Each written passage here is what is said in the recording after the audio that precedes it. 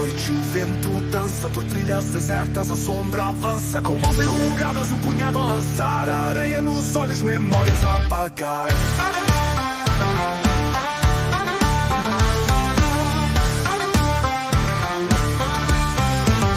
Ecoa no ar, seu riso vagar.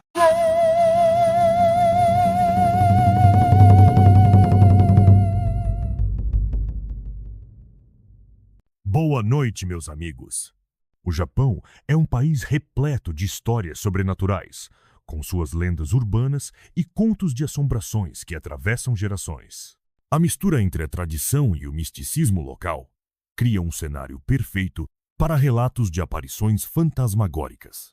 Em diversas regiões do arquipélago, algumas dessas assombrações foram capturadas em fotografias, aumentando ainda mais o mistério e o fascínio em torno dessas histórias. O Japão possui uma longa tradição de crenças espirituais e folclore relacionado a entidades sobrenaturais. O shintoísmo e o budismo, principais religiões do país, frequentemente abordam a existência de espíritos, chamados de fantasmas vingativos e espíritos atormentados. Com tantas guerras, desastres naturais e eventos históricos marcantes, não é surpreendente que muitos lugares sejam considerados assombrados.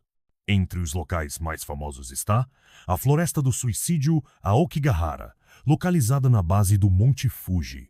Conhecida por sua atmosfera sombria e silêncio absoluto, diversas fotos tiradas lá revelam sombras misteriosas e aparições inexplicáveis. Ao longo dos anos, muitas imagens assustadoras surgiram, alimentando o debate sobre a existência do paranormal.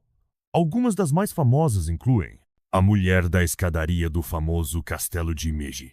Em uma das fotos tiradas dentro do castelo, uma figura esbranquiçada aparece no topo da escada.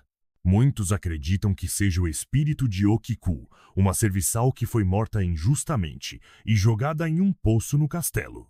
O fantasma de Oirambushi.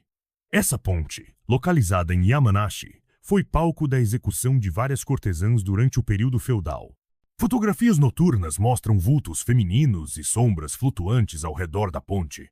As aparições na ilha de Hashima.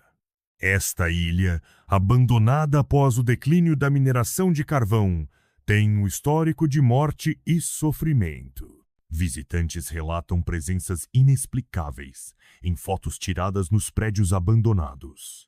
O mistério da estação de Shinkiba.